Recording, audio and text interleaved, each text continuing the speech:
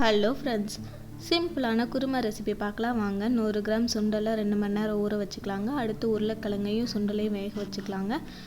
உருளைக்கிழங்கு வெந்தோடனே தோல் எடுத்துட்டு சின்ன சின்னதாக மேட்ச் பண்ணி வச்சுக்கலாம். அடுத்து 3 ஸ்பூன் நல்லெண்ணெய் விட்டுக்கோங்க. எண்ணெய் காஞ்சக்கப்புறமா 1/2 ஸ்பூன் கடுகு, 1/4 ஸ்பூன் பட்டை சோம்பையும் போட்டுக்கலாம். அடுத்து நீல வாக்கில் கட் பண்ணி வச்சுருக்க வெங்காயத்தை போட்டு நல்லா வணக்கிக்கோங்க.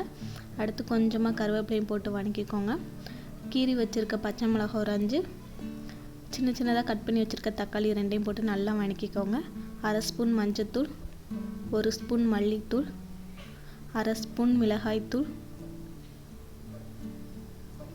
2 ஸ்பூன் அளவுக்கு கறி மசாலா தூள் போட்டு வேக வச்சுருக்க உருளைக்கிழங்கையும் சுண்டலையும் போட்டு நல்லா கிண்டிக்கோங்க.